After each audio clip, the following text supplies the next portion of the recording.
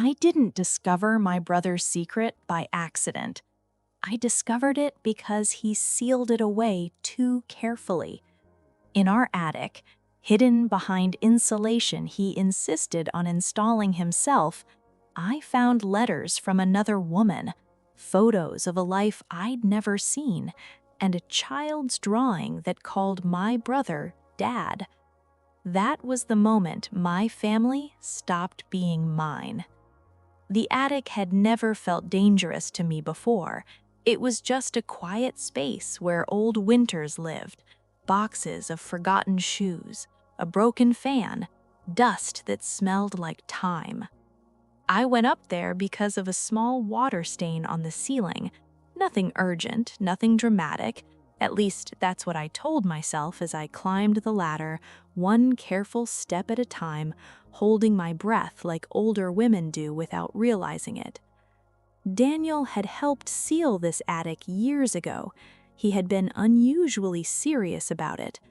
"Once we close this up, you won't need to come back here again," he said, pressing the boards in place like he was protecting something fragile. At the time, I thought he meant insulation. The attic was cleaner than I remembered, too organized, boxes stacked with intention, not neglect. That should have been my first warning. I knelt and ran my fingers across one of them. No dust, no label, just care. Then I saw the shoebox.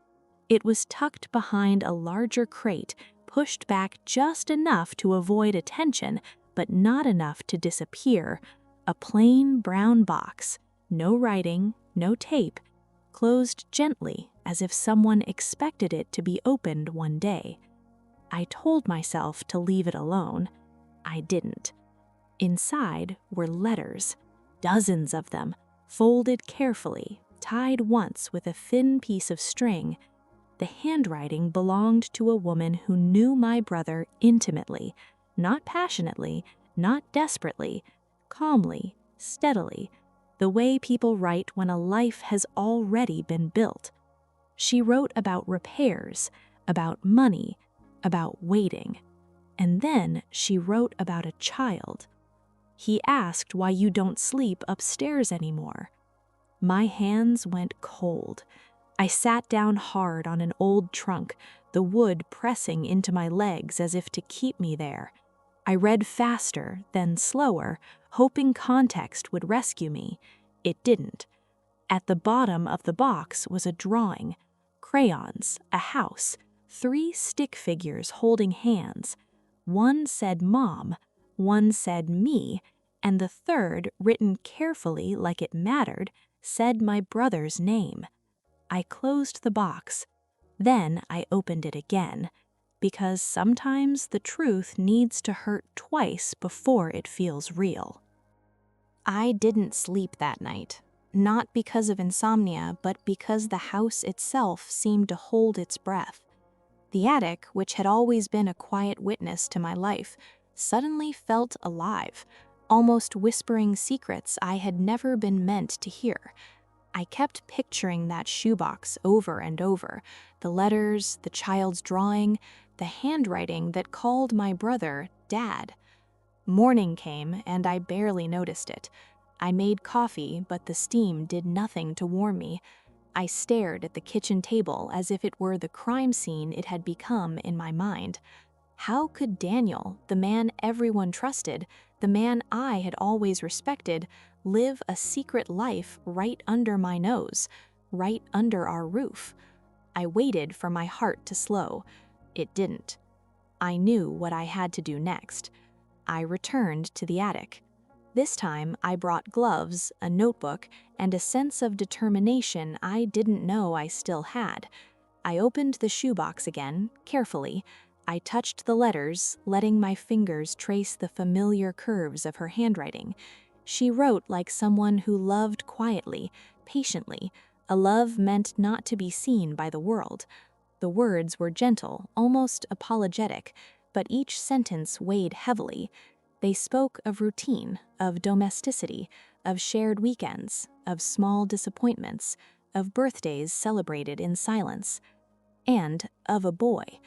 Every few letters there was a mention of a boy growing up, a boy with Daniel's eyes, a boy who asked questions he shouldn't have, a boy who called him Dad.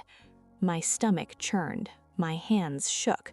I wanted to close the box forever, to pretend it wasn't there. But the pull of truth is hard to resist once it finds you. I started reading the letters in chronological order. The first one, dated over 20 years ago, was brief. I saw him today. He asks about you often. I don't know how much longer I can keep this from him. I wish you'd come home more. I paused. The handwriting was delicate, careful, familiar. I had seen Daniel's care in many things before, fixing cars, helping neighbors, cooking Sunday dinners, but this was different. This was devotion in the shadows, hidden from everyone, even me. The letters continued. They chronicled birthdays missed, small illnesses, school recitals, and then more birthdays. Over time, a life unfolded before me that I had never known existed.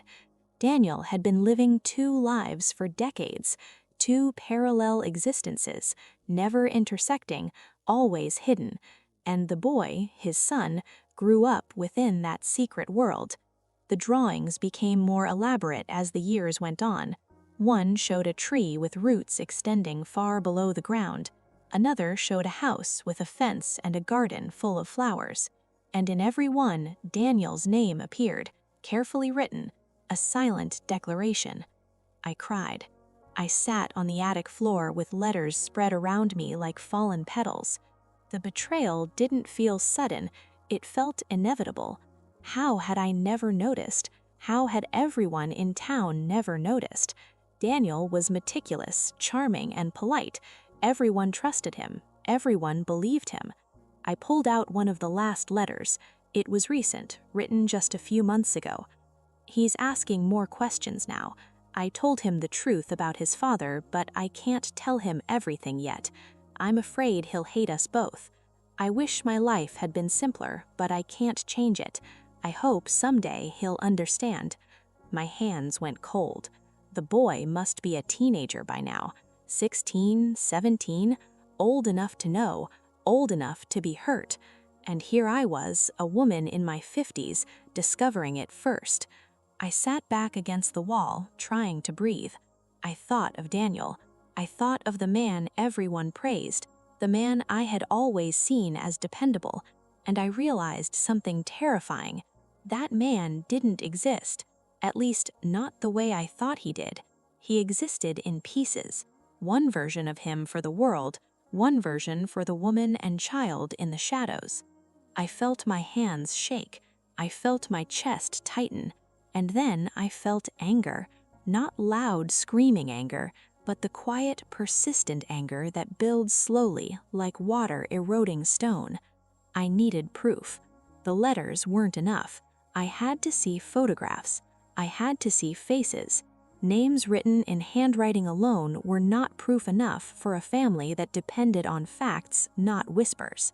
I opened the next box. Inside there were stacks of photos. Polaroids at first, then color prints as the years progressed. And there he was, Daniel, always present but slightly off-center, always smiling, but his smile was different in these pictures, softer, warmer, more relaxed. And there she was, the woman from the letters, smiling, always with her son, and the boy, oh, the boy growing taller in every frame, unmistakably Daniel's. I cried. I sat on the attic floor with letters spread around me like fallen petals. The betrayal didn't feel sudden, it felt inevitable. How had I never noticed? How had everyone in town never noticed? Daniel was meticulous, charming, and polite. Everyone trusted him. Everyone believed him. I pulled out one of the last letters. It was recent, written just a few months ago. He's asking more questions now. I told him the truth about his father, but I can't tell him everything yet. I'm afraid he'll hate us both. I wish my life had been simpler, but I can't change it. I hope someday he'll understand. My hands went cold. The boy must be a teenager by now. 16, 17, old enough to know, old enough to be hurt. And here I was, a woman in my 50s, discovering it first. I sat back against the wall, trying to breathe. I thought of Daniel. I thought of the man everyone praised, the man I had always seen as dependable, and I realized something terrifying. That man didn't exist, at least not the way I thought he did. He existed in pieces, one version of him for the world, one version for the woman and child in the shadows. I felt my hands shake. I felt my chest tighten. And then I felt anger. Not loud, screaming anger, but the quiet, persistent anger that builds slowly, like water eroding stone. I needed proof. The letters weren't enough. I had to see photographs. I had to see faces. Names written in handwriting alone were not proof enough for a family that depended on facts, not whispers. I opened the next box. Inside, there were stacks of photos. Polaroids at first, then color prints as the years progressed. And there he was, Daniel, always present but slightly off-center, always smiling, but his smile was different in these pictures, softer, warmer, more relaxed. And there she was, the woman from the letters, smiling, always with her son, and the boy, oh, the boy growing taller in every frame, unmistakably Daniel's. I cried. I sat on the attic floor with letters spread around me like fallen petals. The betrayal didn't feel sudden, it felt inevitable. How had I never noticed? How had everyone in town never noticed? Daniel was meticulous, charming, and polite. Everyone trusted him. Everyone believed him. I pulled out one of the last letters. It was recent, written just a few months ago. He's asking more questions now. I told him the truth about his father, but I can't tell him everything yet. I'm afraid he'll hate us both. I wish my life had been simpler, but I can't change it. I hope someday he'll understand. My hands went cold. The boy must be a teenager by now, 16, 17, old enough to know, old enough to be hurt. And here I was, a woman in my 50s, discovering it first. I sat back against the wall, trying to breathe. I thought of Daniel. I thought of the man everyone praised, the man I had always seen as dependable, and I realized something terrifying. That man didn't exist, at least not the way I thought he did. He existed in pieces, one version of him for the world, one version for the woman and child in the shadows. I felt my hands shake. I felt my chest tighten. And then I felt anger. Not loud, screaming anger, but the quiet, persistent anger that builds slowly, like water eroding stone. I needed proof. The letters weren't enough. I had to see photographs. I had to see faces. Names written in handwriting alone were not proof enough for a family that depended on facts, not whispers. I opened the next box. Inside, there were stacks of photos. Polaroids at first, then color prints as the years progressed. And there he was, Daniel, always present but slightly off-center, always smiling, but his smile was different in these pictures, softer, warmer, more relaxed. And there she was, the woman from the letters, smiling, always with her son, and the boy, oh, the boy growing taller in every frame, unmistakably Daniel's. I cried. I sat on the attic floor with letters spread around me like fallen petals. The betrayal didn't feel sudden, it felt inevitable.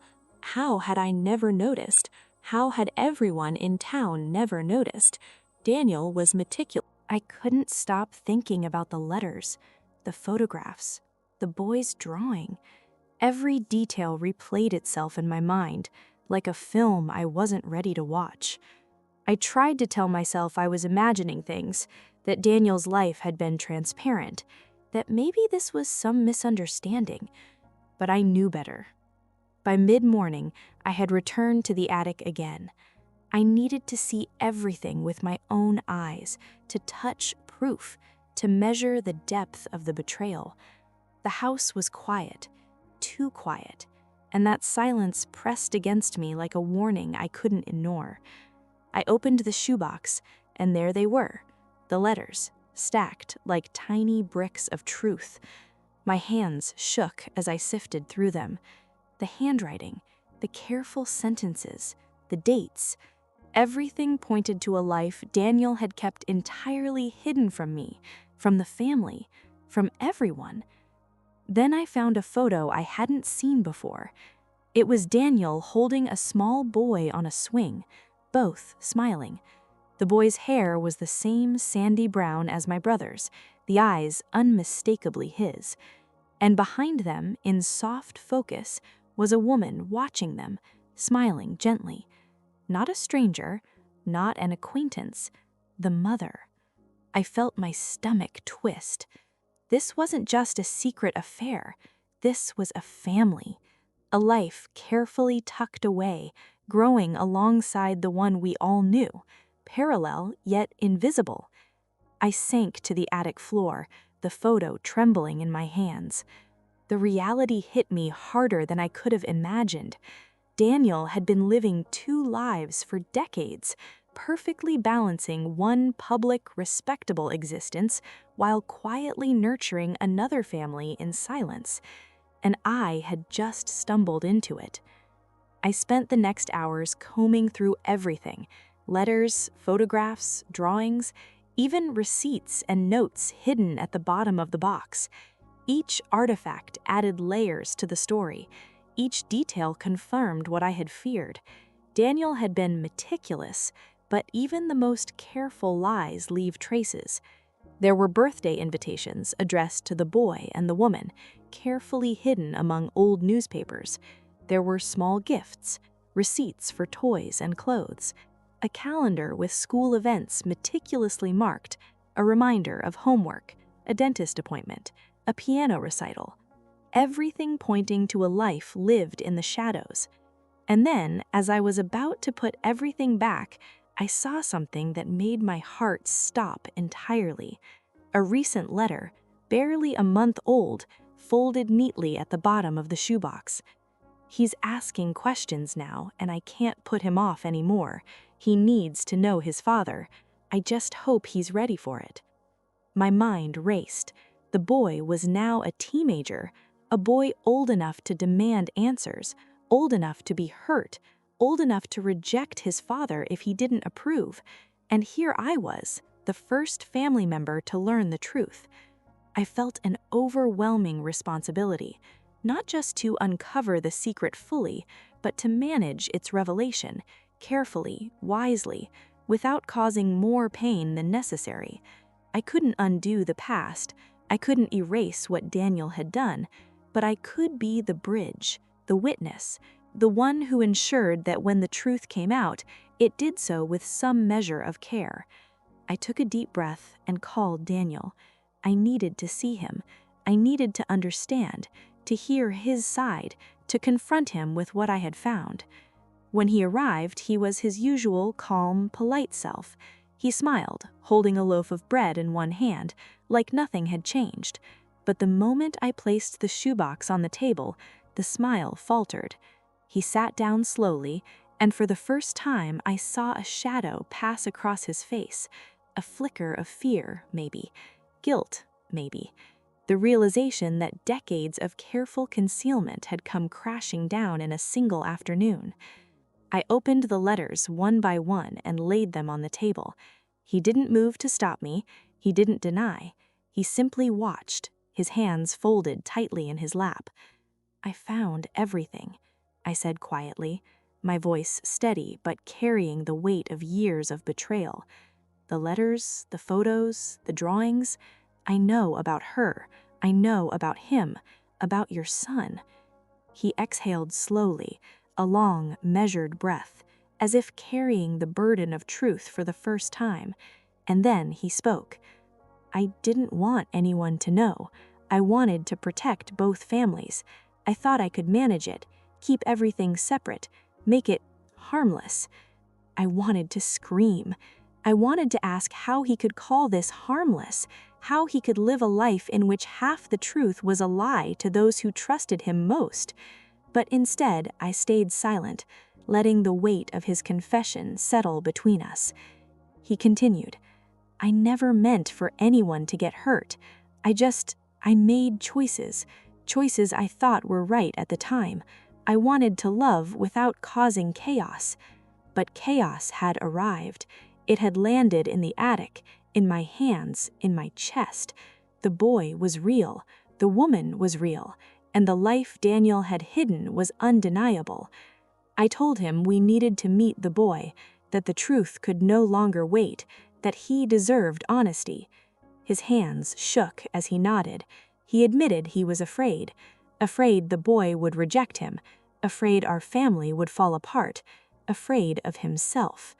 I felt a pang of something I hadn't expected, pity.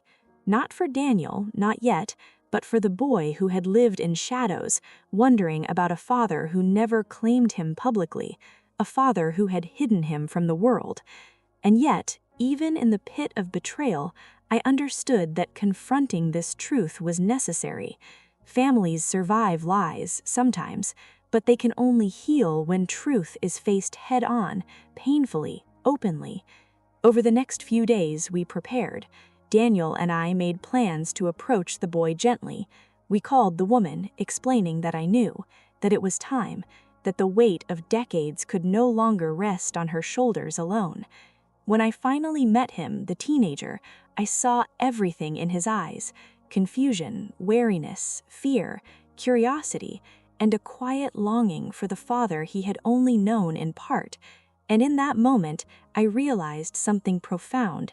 This secret had taken decades to hide, but it would take decades to repair the fractures it caused. Yet, despite all the pain, despite the betrayal, despite the shock that had left our family reeling, I knew one thing: the truth was the only path forward.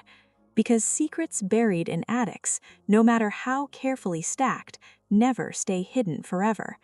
And as the boy studied me, wary yet searching, I knew that what happened next, the confrontation, the questions, the DNA tests, the unraveling of identities, would define not just Daniel or me or him, but every fragile bond in our family. The shadow family had emerged, and nothing would ever be the same. The day I met him, Daniel's son, began quietly, almost innocuously. I told myself that calm beginnings could ease tension, but I knew better. Nothing about this day would be calm. We arranged to meet at a small park near our family home. I arrived early, sitting on a bench under the shadow of an oak tree, my hands folded in my lap. The air smelled faintly of autumn leaves, crisp and honest, unlike the secrets I carried with me. Daniel arrived shortly after, hesitant, awkward. His eyes scanned the park as if he were unsure whether the world was ready to accept him, or if he was ready to face the consequences of decades of lies. He greeted me quietly, no words of comfort, no reassurance. I didn't need them. I was the messenger, the witness, the woman who had uncovered the truth that had been hidden far too long.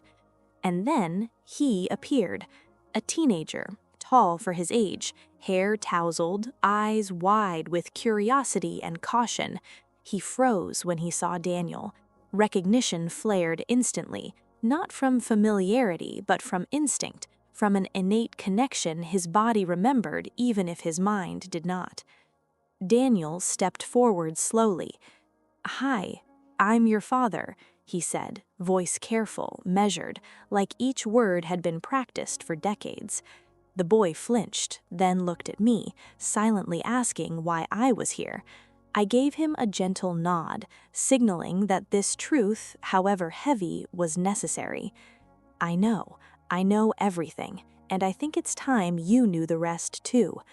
The boy's eyes widened, a mixture of disbelief and anger. "Everything?" he asked. His voice was quiet but carried the weight of a lifetime of questions. "Yes," I said. "Your father has another family. He's lived a life in the shadows to protect you and them, but now it's time for truth." For a moment, the world seemed to stop. The leaves fell slowly around us, the air held its breath, and Daniel's carefully maintained composure cracked slightly, just enough to show the weight of years. The teenager took a step back. You're my father?" His words were more a statement of shock than a question. "Yes," Daniel whispered, eyes brimming. "I never wanted to hurt you. I wanted to protect everyone, but I know I failed." And then he did something I hadn't expected. He dropped to one knee, arms open, pleading silently for understanding. The boy didn't move immediately. He stared, silent, trying to process decades of absence compressed into a single moment. I watched. I realized the fragile balance of truth and trust was hanging by a thread. One wrong word, one misstep, and the fragile bridge we were building would collapse entirely. The boy finally spoke. "Why? Why hide me? Why keep me from them?" His voice cracked, a mixture of accusation and pain. Daniel swallowed hard. "I thought I could manage it. I thought I could give you love without disrupting the rest of the family. I wanted to protect both worlds. I see now it was wrong. I was selfish." I could see the boy waver between anger and longing, confusion and recognition. There was no denying the connection.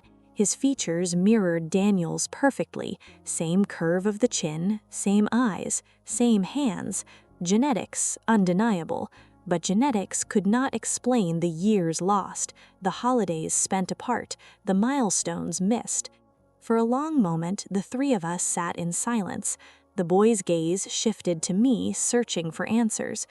"Who are you?" he asked quietly. "I'm your aunt. I'm the one who found the letters, the photos, the drawings. I'm here to help you understand, to make sure the truth comes out safely." The boy nodded slowly, as if the word aunt somehow anchored him in a reality he was only beginning to understand. We spent hours that day, not talking exactly, but existing together in a fragile space between betrayal and understanding. Daniel answered questions he had never imagined answering, his voice trembling. He admitted every lie, every secret, every hidden moment of care, and the boy listened, eyes wide, heart open, silence punctuating the confessions. And then I noticed something remarkable. Despite everything, the secrecy, the betrayal, the years lost, there was a thread of connection, fragile but undeniable, between father and son. It was buried under layers of anger and hurt, but it was there, waiting. By evening, the air had grown cooler, the shadows longer. We walked back towards the family home together, an uneasy procession. Daniel held the boy's backpack carefully, almost reverently, as if carrying not just books but decades of missed moments. Inside, the house felt different. The walls seemed taller, the rooms more aware of the secrets they had witnessed. I guided the boy through the rooms he had never entered, introducing him gently to spaces that had belonged to a family he had been denied. And everywhere we went, I could feel Daniel's presence, not just as the father he had been, but as the man he had failed to be. That night, as the boy left, he paused at the doorway. He looked at Daniel, he looked at me, and for the first time I saw something fragile and unspoken, the beginnings of understanding. Not forgiveness, not acceptance, but recognition. I knew the road ahead would be long. The boy had questions that would take months to answer, wounds that would take years to heal. But that day, the first cracks in decades of lies had formed. The shadow family had emerged fully into the light, and I realized, with a heavy heart, that nothing would ever be the same. Because secrets, no matter how carefully hidden, always demand their reckoning, and families, no matter how fractured, can survive only when the truth is faced, fully, painfully, without flinching. The days after the park meeting were heavy. Too heavy for casual conversation or polite smiles. The house that had always been a place of comfort now felt like a courtroom, and every room echoed with unspoken accusations. Even the walls seemed to remember the secrets Daniel had tried to bury for decades. I woke up one morning and realized something. Our family, as I had known it, no longer existed. Every memory, every holiday, every Sunday dinner I had cherished suddenly carried a shadow. Daniel's hidden life had created a fracture so wide that no casual brush could repair it. I tried to carry on, pouring myself into small tasks around the house, the laundry, the kitchen, the attic, anything to feel normal. But nothing was normal anymore. Each time I heard a car outside, a knock at the door, or Daniel's cautious footsteps, my mind returned to that shoebox, to the letters, to the photographs that had rewritten decades of assumed reality. Daniel withdrew further into himself. Even in his presence, I felt the distance. The respect and admiration everyone had held for him now existed alongside disappointment, anger, and disbelief. Our neighbors noticed too. The subtle glances, the whispers. People didn't know the full story, but they could sense something had shifted. The man they had praised as steadfast and reliable was no longer untouchable. I called a family meeting. It wasn't about punishment. It wasn't about anger. It was about truth. "Everyone deserves to know what's happening," I said softly. My voice trembled, but I didn't break.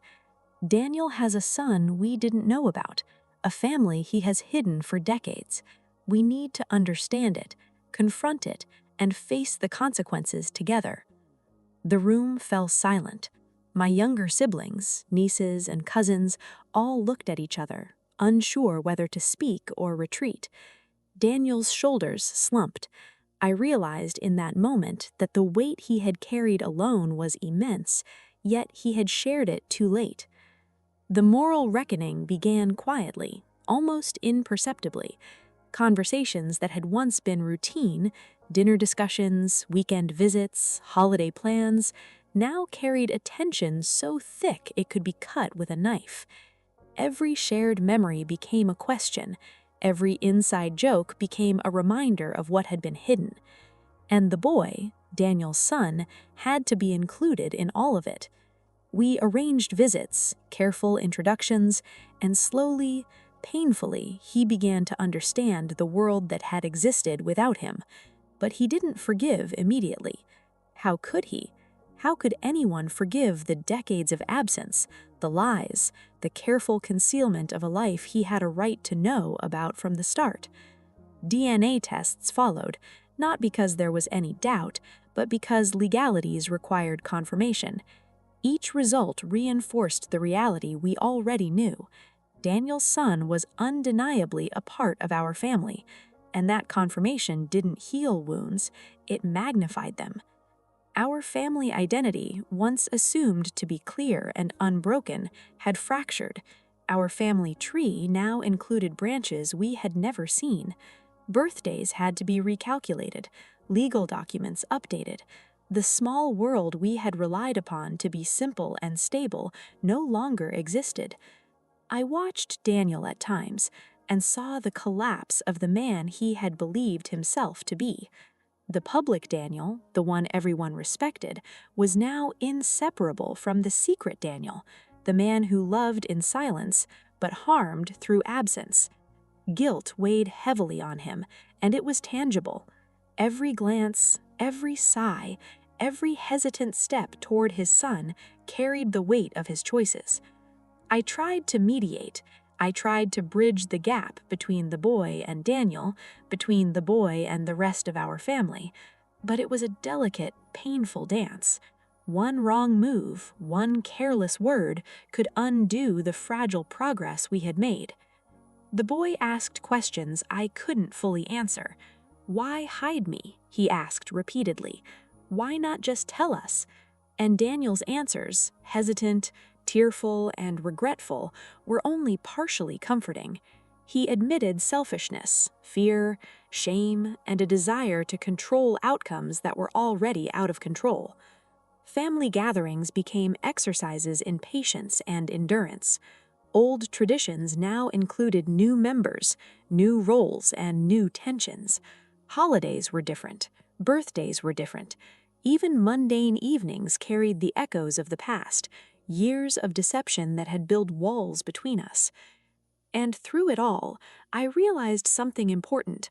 Moral reckoning is not about punishment alone. It is about recognition, understanding, and rebuilding, however imperfectly. Our family had suffered a fracture, but fractures, I realized, can sometimes teach strength, even when they leave scars. We started slowly, conversations about past lies, about absence, about decisions long hidden. The boy needed space, Daniel needed forgiveness he wasn't sure he deserved, and I needed to keep the family from collapsing entirely. Every word, every gesture, every moment was carefully measured. We didn't rush, we couldn't. Healing doesn't happen in a day. The boy would need years to reconcile the father he had never fully known. Daniel would need years to reconcile the man he had become with the man he wished he had been. And I would need years to reconcile my respect for my brother with my understanding of his mistakes. But even in the chaos, even in the emotional upheaval, there was a glimmer of hope. The truth, once revealed, allowed us to see clearly, not just the mistakes, but the possibilities. The family we had assumed was perfect was never perfect, but now, with honesty, with acknowledgement, with careful tending, it could be real. I knew that reconciliation, if it came, would be partial. Forgiveness, if it came, would not erase the past, but at least it would allow us to move forward, to include the boy in our lives, to redefine what it meant to be a family. And as I looked around at the household, the walls, the furniture, the familiar rooms, I realized something fundamental. The family we had known had collapsed, yes, but in its collapse, it had opened space for a new truth, a new beginning, however fragile and painful it might be. Daniel's secret had shattered our old identity, but now, for the first time in decades, we could start the slow process of creating a new one. The attic still loomed, silent and waiting, but it was no longer just a place of secrets. It had become a symbol, proof that truths, however hidden, must eventually be faced, and facing them, painfully as it might be, was the only path to any kind of redemption. We were no longer the family we thought we were, but perhaps, with honesty and time, we could become the family we were meant to be. And in that moment, I understood something I had not understood before, that the weight of truth is heavy, but carrying it together, slowly, carefully, can sometimes keep a family standing, even when everything else has fallen apart. The boy didn't speak much at first. He sat quietly in the living room, shoulders tense, eyes darting around as if the walls themselves had betrayed him too. Every picture, every familiar piece of furniture, every echo of our family life reminded him that he had been excluded, hidden, kept apart from something he deserved. I watched him carefully. I knew trust couldn't be rushed. He needed space to observe, to understand, to process the unimaginable truth that his father, the man he had called Dad in glimpses and brief encounters, had lived a secret life for decades. Daniel tried. He attempted small gestures, bringing a favorite snack, pointing out family photos, sharing a quiet joke. But the boy remained cautious, polite, yet guarded. Every smile was measured, every word filtered through layers of disbelief. One afternoon, as sunlight slanted across the hardwood floor, I decided to break the silence. "Would you like to see the attic?" I asked gently. "There's something up there. Something your father tried to hide, yes, but also something you need to understand about him." The boy hesitated, staring at me. His eyes, a mix of anger and curiosity, searched for sincerity. I nodded. "I promise. No surprises, just truth." He followed reluctantly. Daniel walked behind us, silent, anxious, as if he feared that each step toward the attic would collapse the fragile bridge being built between him and his son. The attic smelled the same, dusty, quiet, untouched for weeks, but now it carried a different weight. It wasn't just secrecy, it was the proof of a life lived in parallel, the evidence of love hidden, mistakes made, and choices kept from everyone. I pulled out the shoebox. Carefully, slowly, I laid the letters and photos on the floor. The boy knelt down, hesitant, picking up a photograph of a younger version of himself. His eyes softened slightly as he studied it. "That's me," he whispered. His voice was a mixture of awe and confusion. "Yes," Daniel said quietly, stepping closer. "That's you. That's me, too. And that's the life I should have shared with you sooner." The boy didn't answer immediately. He flipped through letters, scanning dates and handwriting, absorbing decades of hidden history. Each page told him a story of care, absence, and quiet devotion, and each page carried the unmistakable weight of betrayal. I don't understand," he finally said, voice trembling. "Why hide me? Why hide us?" Daniel's eyes filled with tears. "I thought I could protect everyone. I thought I could give you a life without causing chaos, without hurting the rest of the family. I was wrong. I was selfish, and I am sorry." The boy's jaw tightened. He held back tears. He wanted to cry, to scream, to ask why his life had been paused for decades while another world existed just above him, hidden in silence. And then he did something unexpected. He handed a letter back to Daniel. "I want you to read it. I want to know everything from the start. No secrets, no skipping parts." For the first time in weeks, Daniel's posture straightened, not from relief, but from responsibility. He took the letter, his hands shaking, and began to read aloud, slowly, carefully, letting the words bridge the gap between past and present. The boy listened. I watched, and I realized that despite the pain, a connection was forming. Fragile, uncertain, but real. The beginnings of a relationship, rebuilt on honesty, however painful, had begun. Over the following weeks, we established routines. Daniel would meet his son halfway between the two worlds, gradually integrating him into family life. I facilitated conversations, explained old events, and acted as a bridge, ensuring that misunderstandings didn't create further wounds. Sometimes the boy would retreat, sometimes he would demand space, and sometimes he would smile. A small, cautious smile that carried the weight of trust slowly being earned. I watched Daniel grow, too. He was no longer the polished, untouchable man everyone admired. He was raw, accountable, deeply flawed, but learning how to repair what had been broken. The humility in his gestures, the carefulness in his words spoke louder than decades of deceit ever could. And in those moments, I realized the truth about family. It's not perfection that defines it, but effort, accountability, and love. Messy, complicated, sometimes painfully slow, but enduring when it chooses honesty over comfort. By the time the leaves turned golden and the air grew crisp, a fragile rhythm had formed. The boy visited more often. He began to recognize familiar faces as part of his own history, even if he had been excluded for years. Daniel's efforts became consistent, predictable, and honest, and I, watching from the sidelines, felt a cautious relief. We weren't fully healed. We never would be, not entirely. There were gaps that decades of secrets had created, but we had begun to stitch them together with truth, patience, and careful understanding. The attic remained untouched, silent, but it no longer felt like a place of betrayal. It was now a space of reckoning, a reminder of the fragility of secrets, and a monument to the courage required to face them.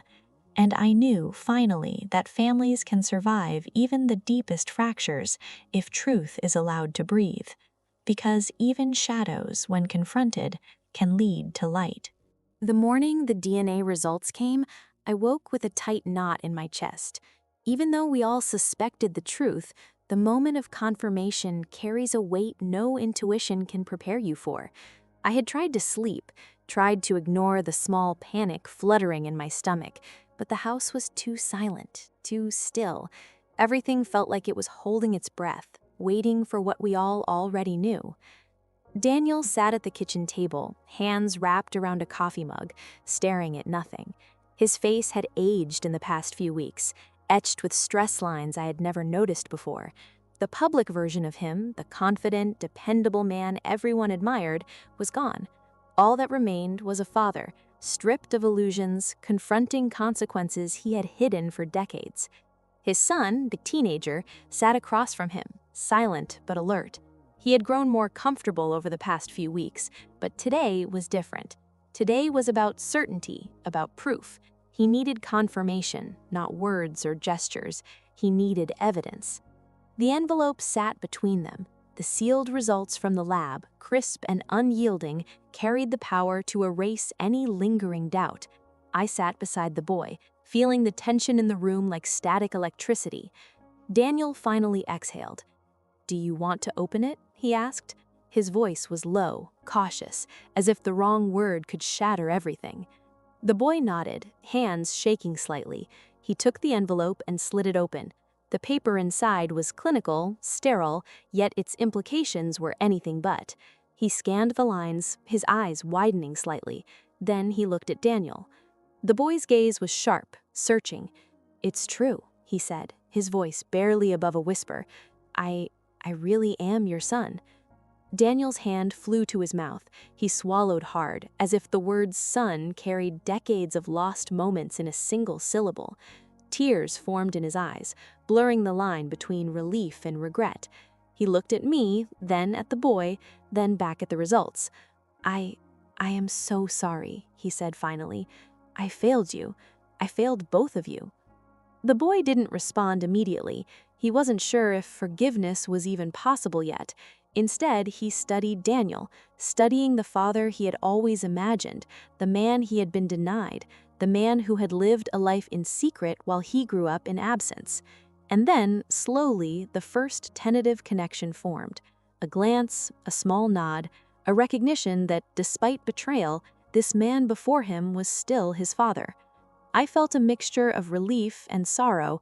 Relief because truth had been confirmed, sorrow because the path forward would be long, complicated, and emotionally raw. Families can survive truth, yes, but survival doesn't erase pain. In the weeks that followed, consequences unfolded in ways we hadn't anticipated. Our extended family struggled to process the revelation. Relatives whispered, neighbors questioned, friends asked questions we weren't ready to answer.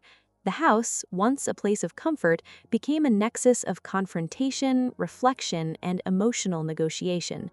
Daniel faced the moral consequences head-on. He spoke openly with relatives, admitting his mistakes, answering questions, and taking responsibility. The boy, meanwhile, navigated the challenging terrain of being both a part of our family and a member of the hidden one. Every visit, every conversation was a careful balance between acknowledging the past and building new bonds. Legalities also surfaced. Documents needed updating. Guardianship questions arose. Insurance, inheritance, and family property issues became unavoidable topics. What had been hidden in secrecy now demanded transparency, accountability, and careful handling.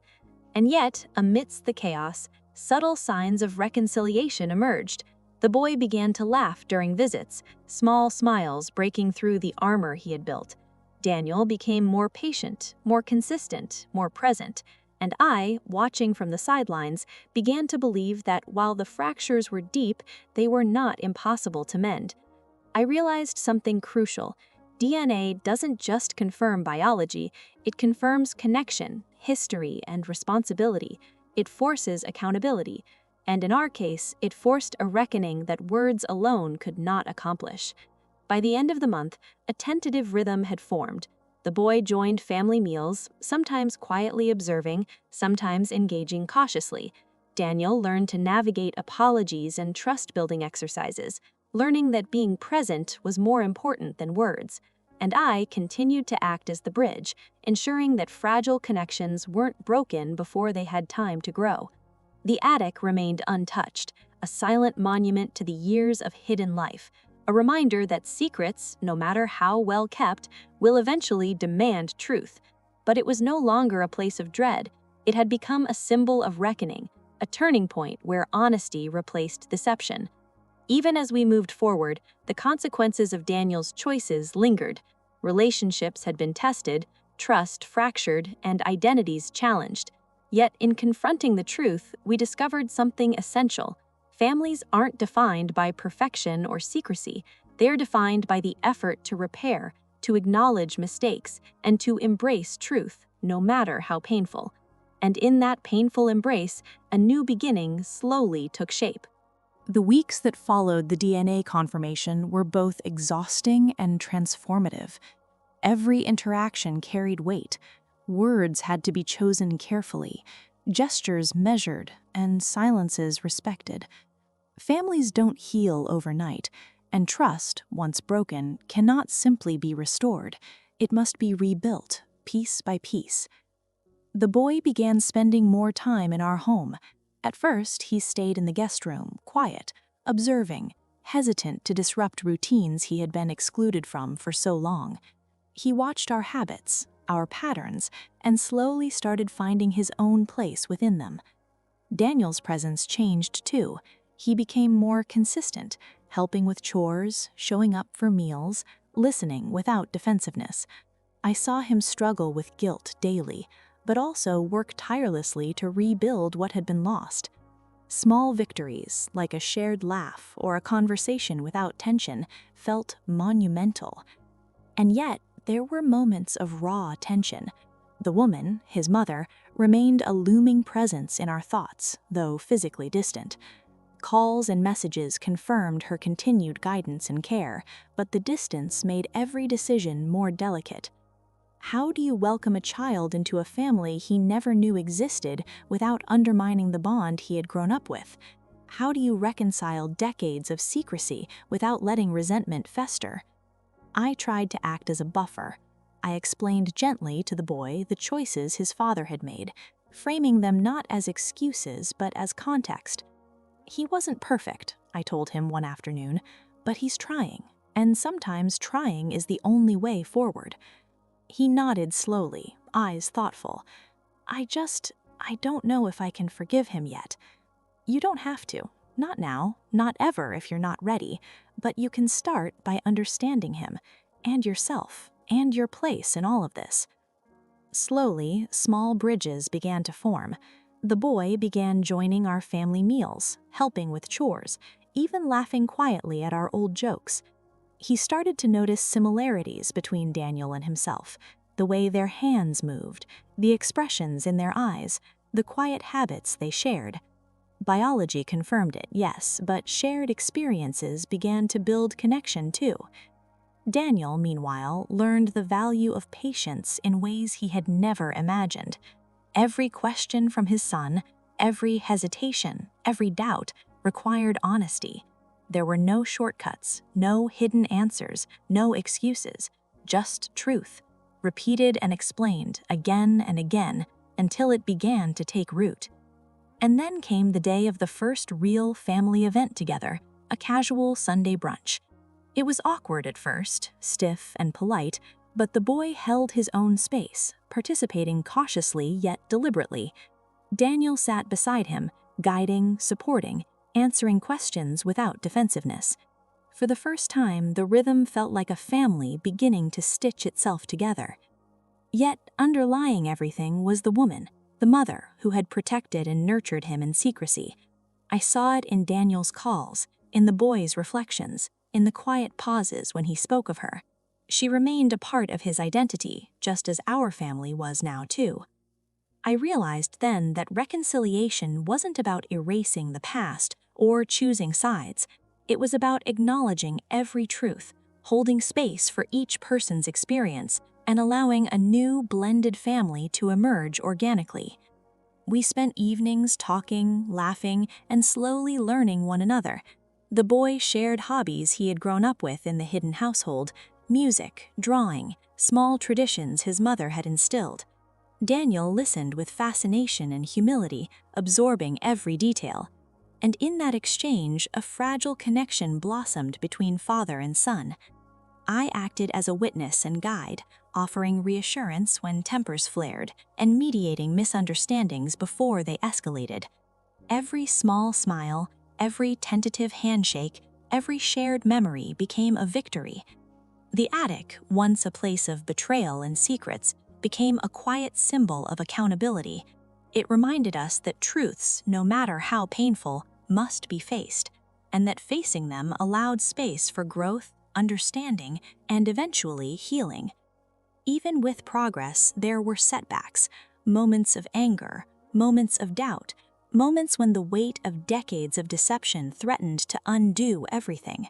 But gradually, patience, honesty, and commitment began to outweigh resentment. By the end of the month, the boy had a routine, a place, and a voice in the family. Daniel's efforts were consistent and visible, showing his son that he was willing to face the consequences of his choices fully.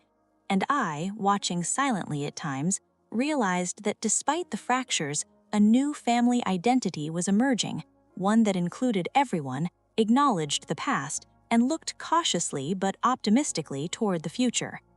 The house, once heavy with unspoken tension, slowly began to feel like a home again. Laughter returned, hesitant but real. Conversations carried substance and honesty. Even quiet moments were shared now, a subtle testament to patience, resilience, and the courage to confront decades of hidden truth.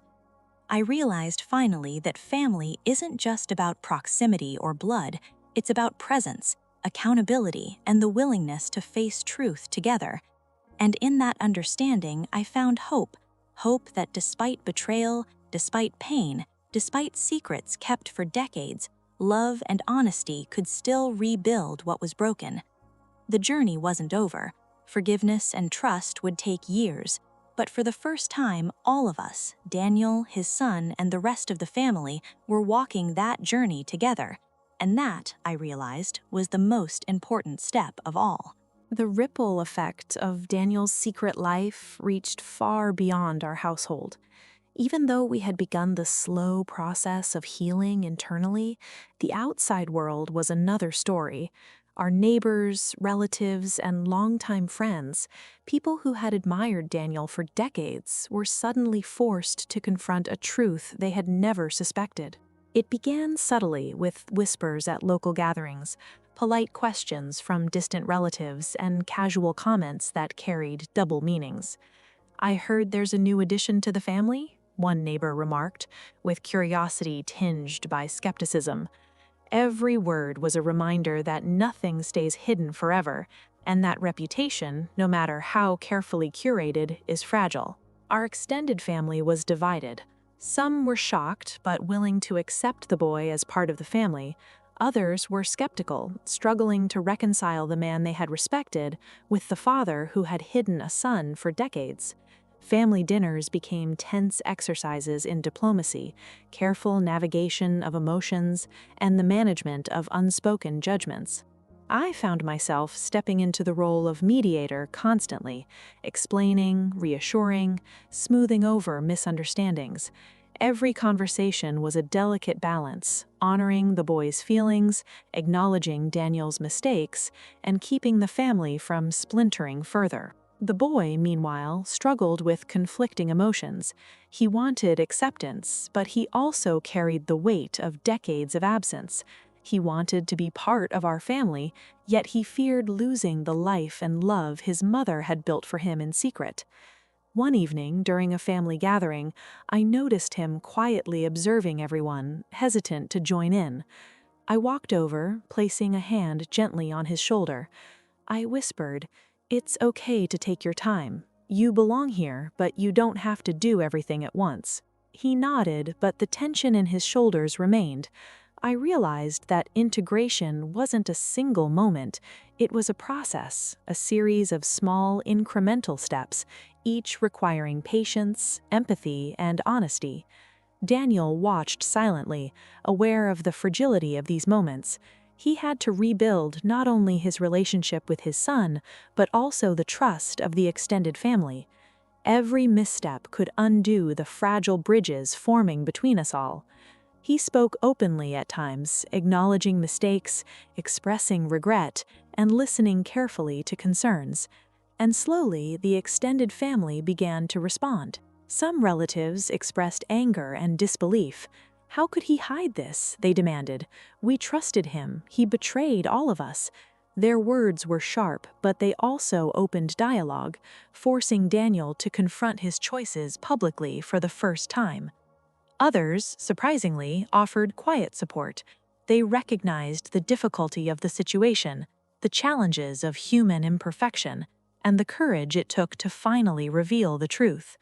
Their support, though subtle, provided a foundation for the boy and Daniel to begin navigating the delicate balance of love, accountability, and trust. Community reactions mirrored the families. Friends we had known for years were uncertain how to respond. Some distanced themselves, unable to reconcile their admiration for Daniel with his deception. Others approached cautiously, offering support and encouragement, curious to see how the hidden family would be integrated. Through all of this, the boy began to find his voice. He asked questions, expressed emotions, and even began to engage with his new relatives on his own terms. There were moments of tension, of course, arguments over holidays, disagreements about traditions, clashes of expectations, but each was a step forward, a test of resilience, a measure of progress. Daniel, too, was forced to grow. He learned humility, patience, and the importance of transparency. He could no longer hide behind charm or reputation. He had to face consequences, answer difficult questions, and accept that rebuilding trust would take time, years perhaps, decades. The attic remained a silent witness to these changes. It was no longer a place of secrecy and betrayal, but a symbol of the reckoning we had faced. We sometimes revisited it, the boy included, discussing the past openly and honestly, unpacking layers of hidden history and acknowledging the mistakes that had brought us to this point. By the end of these weeks, subtle progress was evident.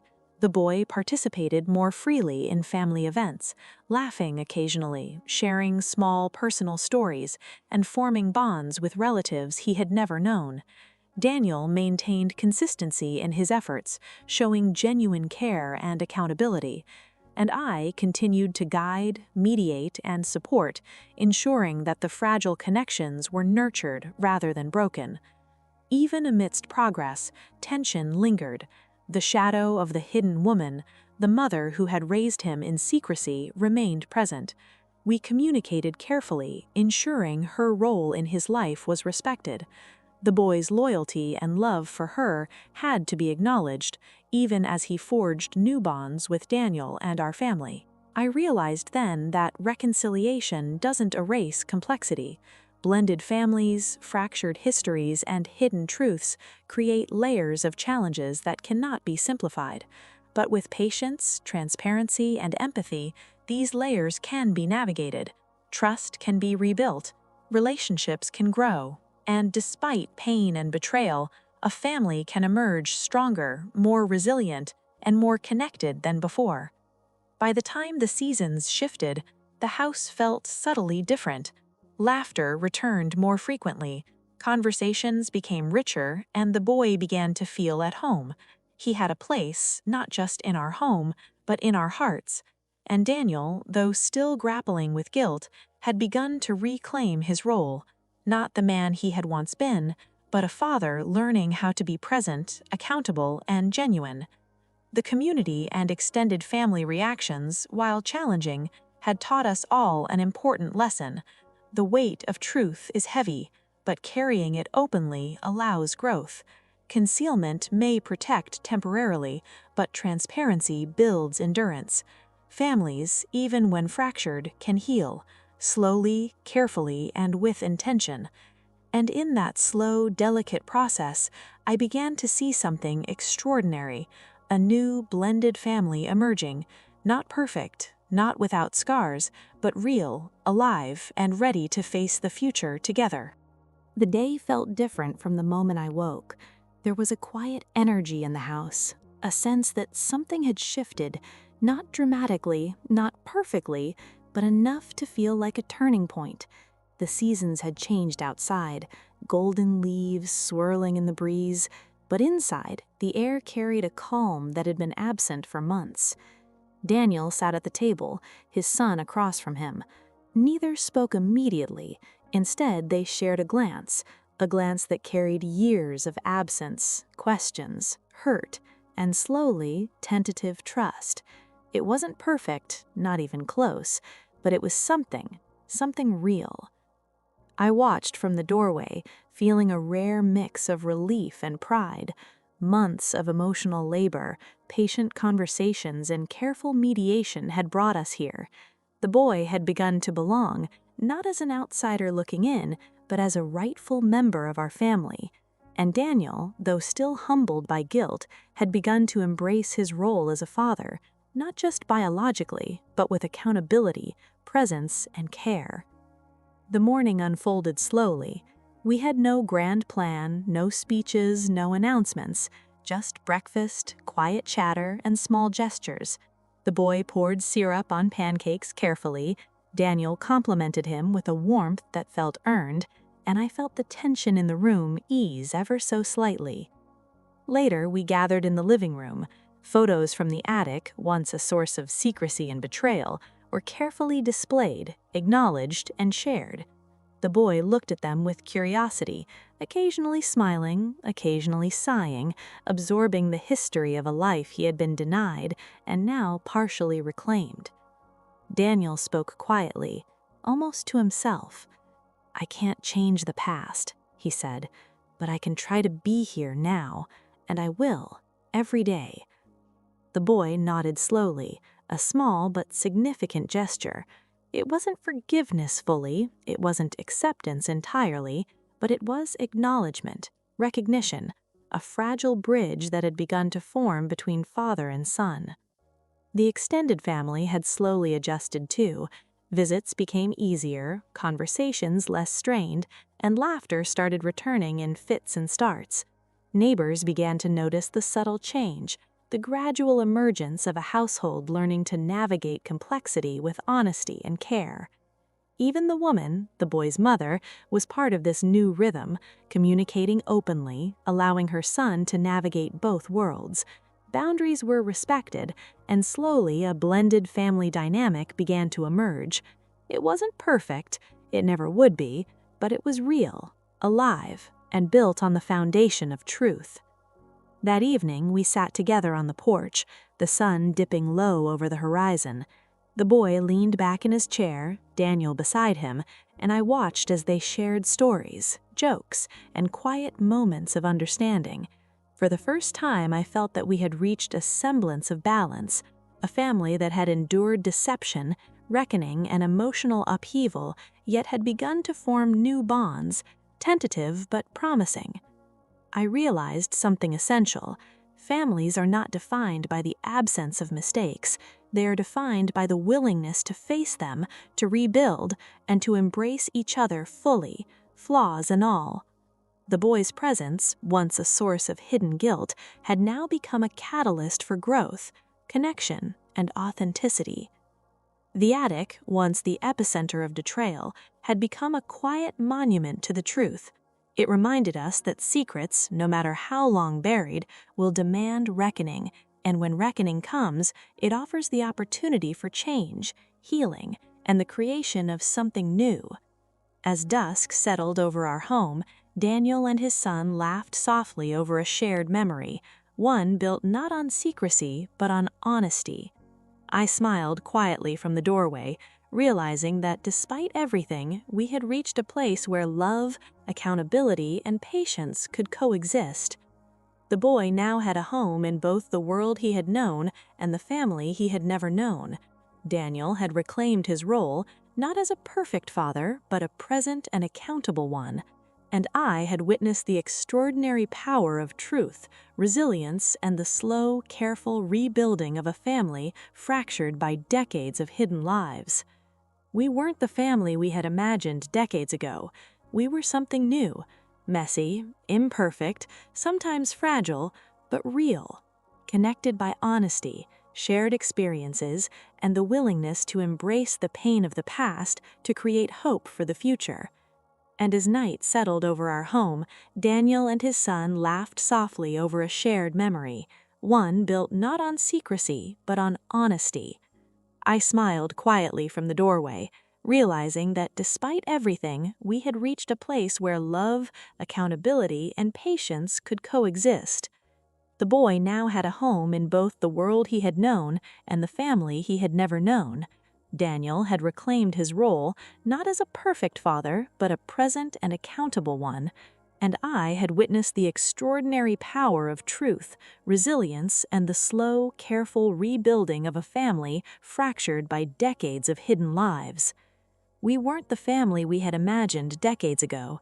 We were something new, messy, imperfect, sometimes fragile, but real, connected by honesty, shared experiences, and the willingness to embrace the pain of the past to create hope for the future. And as night settled over our home, Daniel and his son laughed softly over a shared memory, one built not on secrecy, but on honesty,